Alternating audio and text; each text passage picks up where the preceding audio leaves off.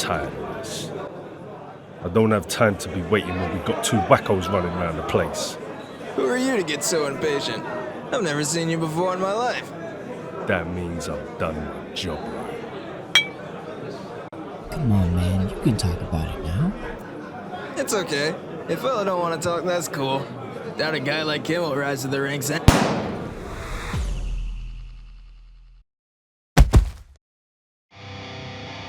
Listen up, you bozos.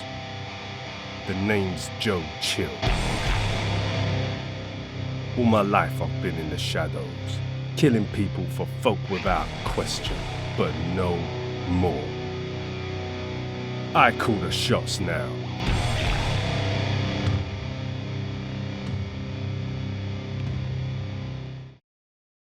What's up, everyone? Joshua Ford here again, and we have another great interview lined up today.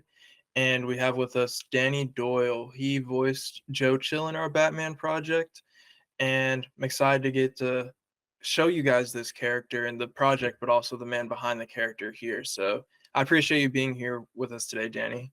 Well, thanks for having me. It's good to finally, meet online, and yeah, looking forward to it. All right, so first question, kind of a basic one. How many years have you been in voice acting? Like, when did you start, and what made you get into voice acting? Yeah, so I've always acted since like high school, really. Started off on sort of stage and everything, and then did some on-camera stuff when I was maybe just out of university. And then I kind of drifted away from it. I've always kind of been involved in some way in music. And then one night I was kind of laying up in bed, and I thought, well, why? I got my studio set up and I haven't acted in a long time. Why don't I just sort of go into voice acting and sort of see what happens? So did a bit of research. I put together my own reel very quickly, just with the production knowledge I had from the music stuff. And I thought I'll just kind of throw it out there and see what comes back. And within like maybe a week, I'd had a couple of positive responses. Booked my first professional voice acting job in September of 2021, and just been kind of grinding since then, really. Just taking whatever projects I kind of like the look of, or whatever projects I think are going to help me kind of advance in my career and develop me as an actor and a voice actor. And yeah, it's been a crazy ride since September of 2021, really. Oh yeah, for sure. I didn't even realize you were kind of like that new to 2021. So shows that you have come like a long way in a short period of time too. So that's really cool to see. Yeah, the experience, like my acting experience, kind of gave me a leg up, really, because I'd studied acting. I've trained in, I'm a trained actor for stage. I've trained in theatre, and it's just I was a bit rusty, but having the kind of space on my own to sort of develop and have my own little booth and like kind of get in my little bubble has been really helpful as well. And some of the feedback I've had from people and the people I've been able to work with has been great too. Right. Yeah, that's cool. And like kind of with that transition, like what were some things that you had to adjust to, going from acting to voice acting, and things that you had to kind of like work on and hone into as you were moving along in your voice acting career? Yeah, so I think, when I first started, the my approach was very much, I thought that everybody wanted that kind of like, "Hi, I'm Troy McClure" kind of voice,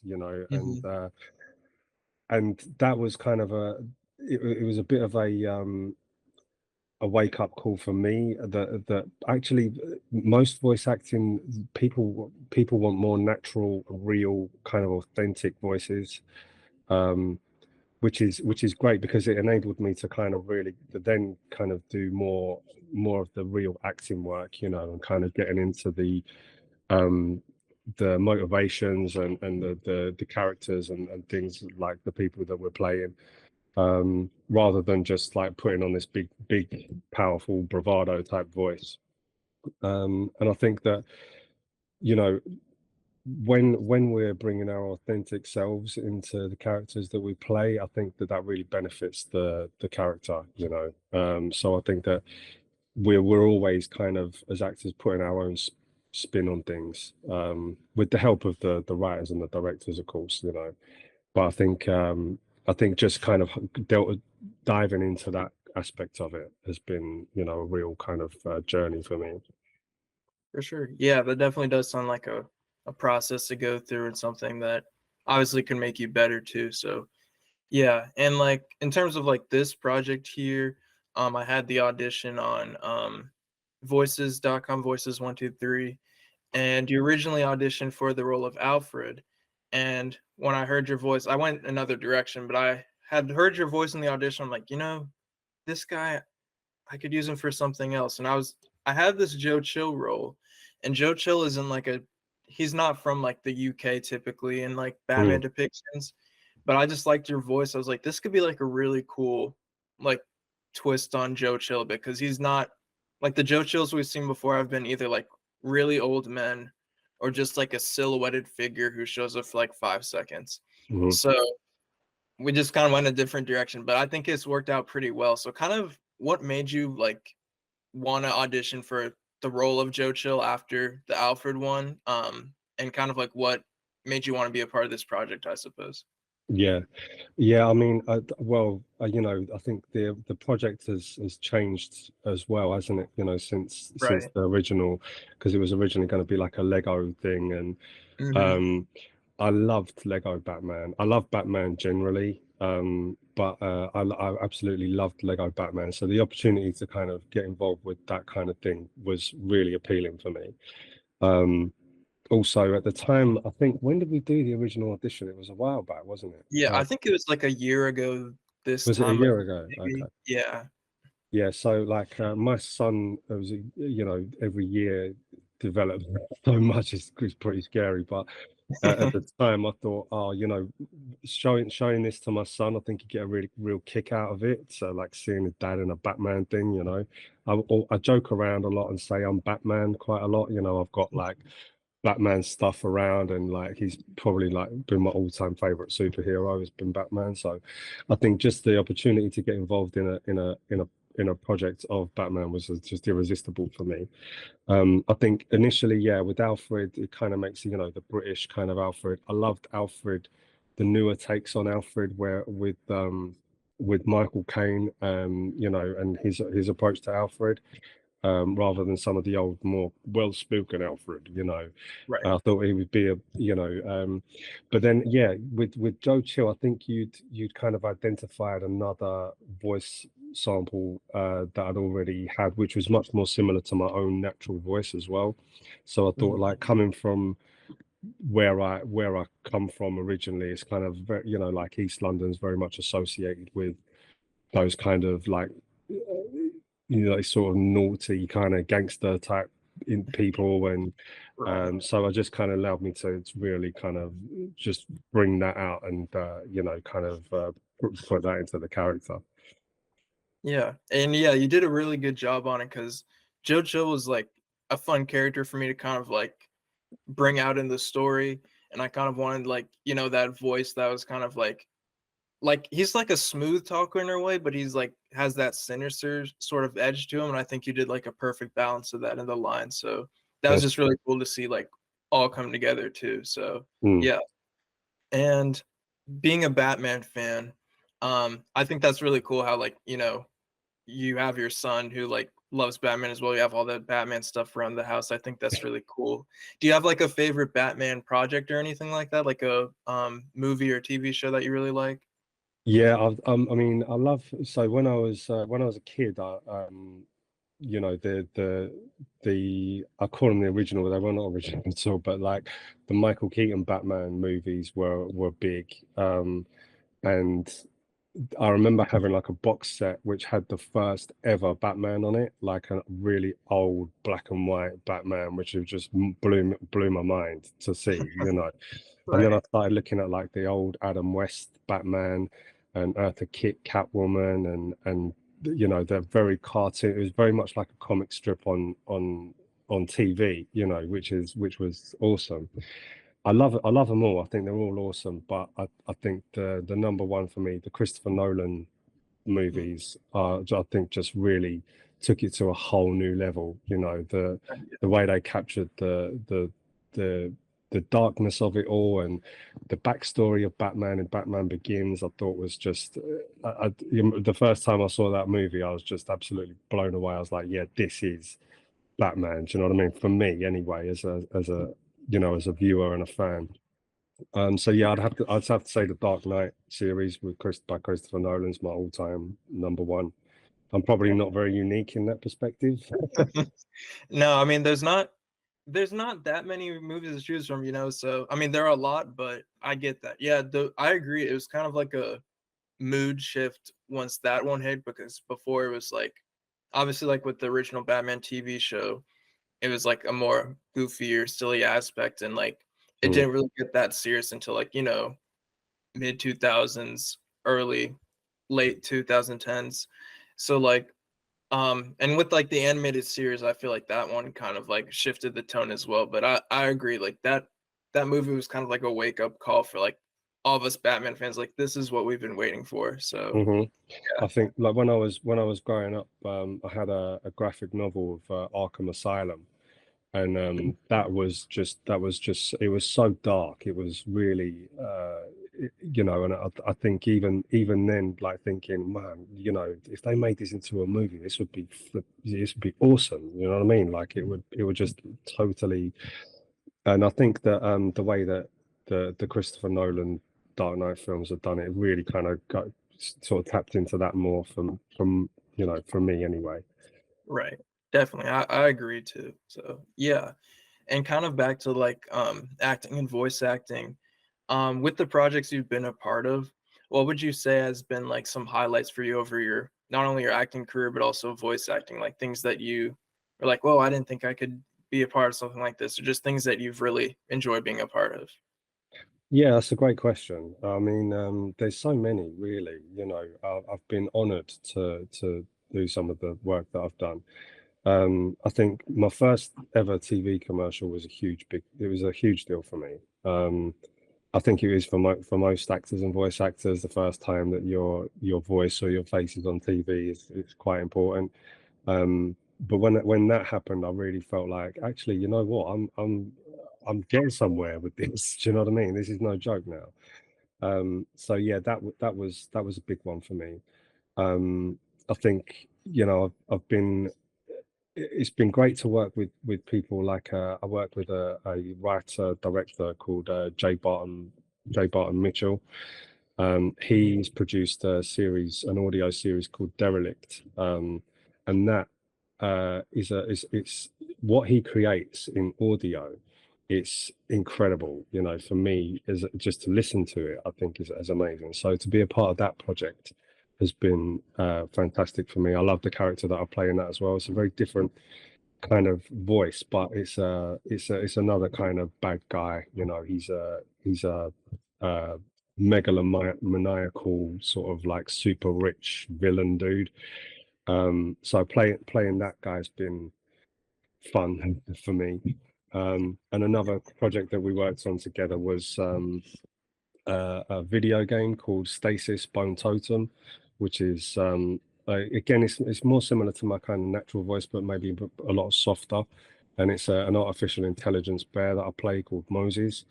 That game's been like, it's had such a great reception. You know, the people that have the reviews have been just amazing for me to watch.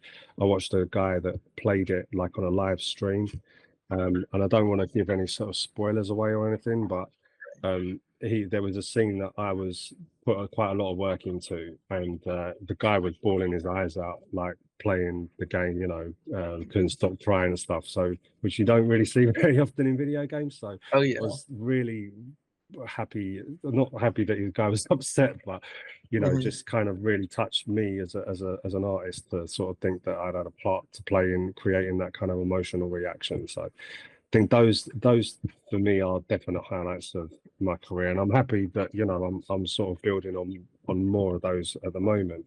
You know, working with other creators and animators and new projects that we've just done a movie, a pilot called Fire Syndrome, and that's kind of getting a good reception as well at the moment.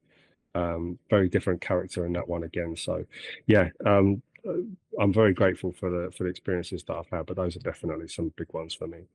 Right. Yeah, that's awesome. I'm glad you've kind of like, been a part of those things, and it's cool that you've had that sort of success too with voice acting, and that you've been able to like, see the impact of it, like the emotional side of it, that they're getting like good reception and stuff, because that must feel really good. So I'm Hmm. glad that you had that. That's awesome. Thank you, man. And maybe about two more things here. So with those type of projects, like you've been a part of commercials, video games, audio books types things, what would you say is like kind of the type of work that you like or enjoy doing the most, I suppose? I'd definitely the kind of the projects that enable me to get into a character. And to be quite honest, I mean, I do a lot of narration work. Like I do, like my kind of day-to-day bread and butter work is like YouTube narrations and stuff like that. And every single voice acting job that I do, I play a role essentially, even as a narrator. Because people want different approaches, they want different styles of narration. The channel would demand different things, so there's always an element of getting into a character.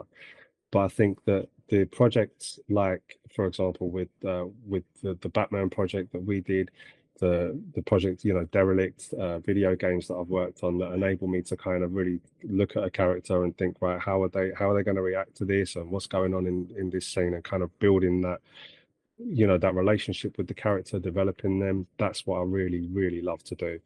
I'm very fortunate in the fact that, a lot of actors, they'll do all of that, but they got to be like up at 5 a.m. and on set in the freezing cold, and you know what I mean, and doing the Mhm. same thing over and over and over again, while a crew sort of reworks this, or we get a different angle of that.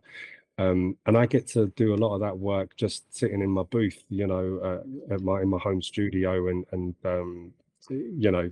so I'm very fortunate in that respect. Um, and I think that, yeah, I think all of those sorts of things are helping me as well develop it in my own acting, not just in voice acting as well, but like that all of the experiences that I've gained have really helped me to develop. Right. Yeah, that's awesome. I think that's really cool that you were able to reflect on that sort of thing. So yeah, and kind of last question, almost related to like where you were finishing at there. What's something that kind of you like through your journey of not only your career but just in life, something that you've kind of like learned that makes you go like, if I just like hold on to this, I can like, get through a tough day, or just like something that like you take to heart basically to help you get through life. Uh, Definitely. Well, there's a few things, but I'll say number one for me is like faith. Mhm. That's a huge thing for me, because there's been times in my life where, I've been so just like pushed down, like seeing no way out, just surrounded in darkness, and just feeling like really at the end of it, like and I know there's lots of people out there that probably feel like that right now. um, but I think faith has been massively important for me, and just like holding on to that through those times. Like fast forward to now, like if you'd have told me 8 years ago that I'd be doing what I'm doing now, I would have laughed in your face. I would have said absolutely no way. There's just no way, because I couldn't have seen it then. I think as well as that, like family is really important. Like having someone close by that you can trust, that you can talk to. My wife has been so she's she's fantastic. She's like probably my biggest advocate. She's she's supportive of all my little crazy things that I want to try and achieve. She's so supportive, but she at the same time she'll kind of pull me back down to earth and keep me grounded, keep me accountable. And I think that it's great to have that kind of balance in your life with someone that you love and trust. And it doesn't have to be like a wife or even a family member, but just a close friend, or someone that you can kind of talk to, and yeah, kind of just help you to kind of maybe process things and get through things a bit easier. Voice acting's it's not the easiest career choice for someone to make. You know, it's pretty wild. It can be you know, quite unstable in a lot of respects, and it's hard work. You know, you're in competition with some really talented people out there.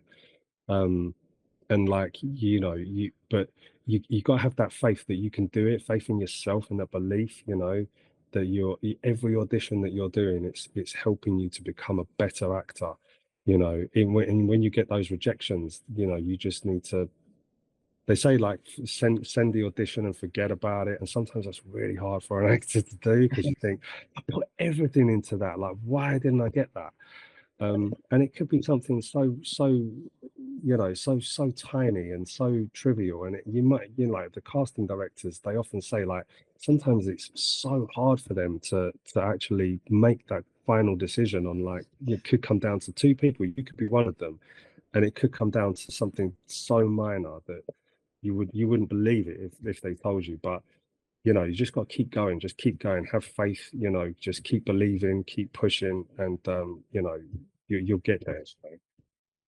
Yeah, that's awesome. I appreciate you sharing that. You know, faith, your faith can, like, you know, fuel you to get through those type of moments. And when you have people around you who believe in you as well, that's like even more fuel to your fire. So I'm glad that you have those things that you can like lean on and lean into. That's really great. So yeah. Thank you. Thanks. Yeah, I didn't always have those things, you know, and that's the thing. So I think it's it's it's it's one of those things where you can, you know, sometimes we can, like, we kind of get lost in all of the doom and the gloom and everything else. But you know, there's light at the end of the tunnel. There really, you know, and so yeah, just keep striving and pushing, and just cling on to.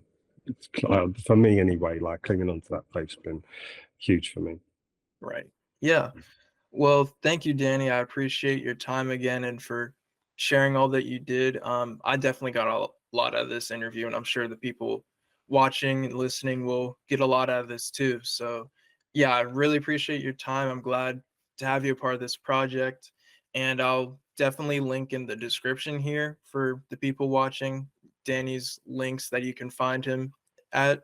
So, yeah, definitely go support Danny and all that he does too. So, thank you guys for watching. We'll have more content out soon.